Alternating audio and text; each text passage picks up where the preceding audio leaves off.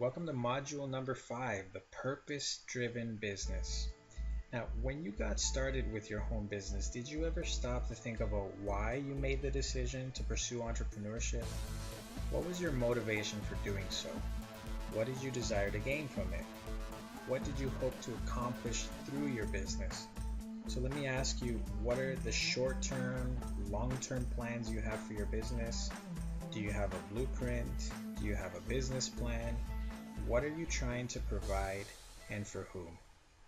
Wow, that's a lot of questions to answer all at once. But we definitely encourage you to take a moment to think about them and try your best to answer them. Or better yet, write them down. Now, we spent the first four modules talking mostly about you in trying to help define who you are, but now we're shifting our focus towards your business. And Jose is going to tell you the two things that you need to lay out in order to clearly define your business, not only for you, but for your customers. Okay, and those two things are quite simple, and they are vision and purpose. They are each unique, but they're very closely aligned with each other. Now, typically, one of the best ways for you to define this in your business and to make your vision and purpose known to the public is by creating what's known as a mission statement. So, I want to take a look at some of the mission statements of a few random Fortune 500 companies, and I've hand selected a few examples here. So, let's go through them. Number one goes like this: economic growth and job creation. And there's also creating a smarter and better world. This is the McGraw and Hill companies. Now, they actually have two mission statements because they actually own publishing companies as well as provide financial services. So, as you can see here, the first one is not very poetic, but it makes its point. This is what we do, and this is how we do it. Now, in the second one, the vision statement is a little bit more ambitious but respectable. Kind of like when, peacekeeping organizations say that their mission is to ensure world peace. The next one goes like this, quote, extraordinary motorcycles and customer experiences. This is by Harley Davidson. Now, Harley, they know that it's not just about the bikes or the product, but it's about the experience. It's about the feeling of freedom you get when you ride that Harley on the road or on the open highway. The next one goes like this: to fill the earth with the light and warmth of hospitality. This is by Hilton Hotels Worldwide. Now, I found this one very interesting because by using the term fill the earth, they're making it known that they have very big ambitions for their hotel chain. I also love the clever use of the word hospitality, which raises the bar of service much higher. Because think about it, at a hotel you would expect to receive accommodations, right? But hospitality is something that you receive at like your friends or your relatives, somebody that's close to you. And let's go to the last one. It's very simple. It says, we create happiness by providing the finest in entertainment for people of all ages everywhere. This is by Walt Disney World, so who can really argue with that one, right? These are great examples of how a company can take their vision and purpose and put it into one single sentence, which is known as the mission statement. Now, these are big global corporations that obviously need to have a mission statement, but what about a small business owner, someone running a home business, or an entrepreneur who doesn't have any employees? Do you still need to have a mission statement? Well, you certainly should have a mission statement as an entrepreneur because it's like the tagline that will become associated to your business and your brand over time, almost like a slogan that people will remember automatically. But secondly, because you need to clearly outline your vision and purpose to the people who you aim to service and let them know exactly what you're all about. Awesome. So, we've talked about having a mission statement and how important it is to live by the mission statement. Now, let's look briefly at what it means to have purpose and vision. So, what are the similarities and the differences? Let me read you the Webster Dictionary's definition of each. So, purpose, the reason why something is done or used, the aim or intention of something, the feeling of being determined to do or achieve something, and last but not least, the aim or goal of a person. Yeah, all very valid definitions, Adriana. We can look at purpose as the factor that answers the question why.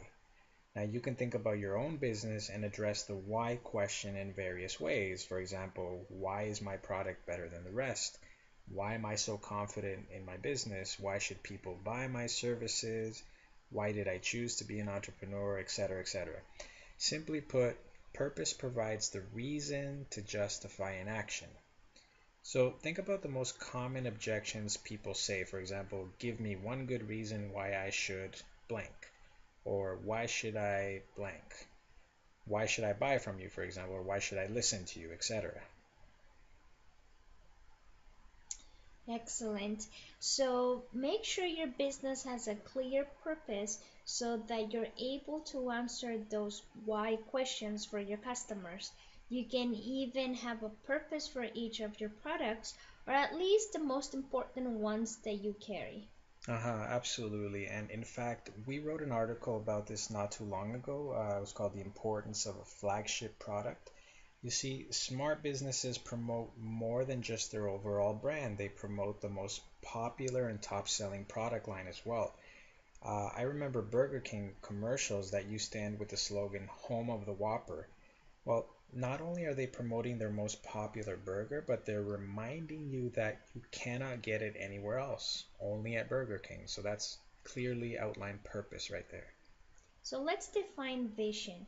According to the Webster Dictionary again, vision is a thought, concept, or object formed in the imagination, mode of seeing or conceiving, and last, unusual discernment or foresight. Yeah, I love how you handpick these three definitions because we're obviously not talking about physical eyesight. As an entrepreneur, you need to have vision, which by definition makes you a visionary, right? Now, don't let that title intimidate you just because we're used to using the word to describe famous political figures or world-renowned leaders, but rather you need to embrace the title of visionary and start to implement vision into your business. So, how do you do that exactly? Well, vision sort of takes the why question we address within our purpose and gives us the how piece of the puzzle. So, purpose says, this is what I'm going to do, and vision says, this is how I'm going to do it. Now, the first bullet point said a thought, concept, or object, right? Now, I would actually replace that last one, which I don't like so much, and I would put the word idea in there instead because ideas are what entrepreneurship is all about. But let me take it a step further here. There's a world-renowned entrepreneur by the name of Jeff Hoffman, and he said in one of his lectures, quote, everyone has ideas, but entrepreneurs execute them. They're the ones that say, well, you guys go ahead and talk about it. I'm going to go do something about it, right? So just look at some of the most prominent figures in history, people like the Wright brothers, Thomas Edison, Leonardo da Vinci, on and on we could go. These were people that were all instrumental in the advancement of human civilization because not only were they idea pushers, but they were implementers. So you can see that it doesn't matter whether you're an entrepreneur or a scientist, you need to have vision in order to bring your goals into fruition. I personally like the second definition, which uses the word conceiving to describe vision. And I can tell you from my experience in having three kids that I knew my children before they were even born. And I had that bond connection with them from the moment of conception and throughout pregnancies. It's something only mothers can understand, but the beauty of conceiving a child is knowing and believing in your heart how wonderful they're going to be long before they're even born.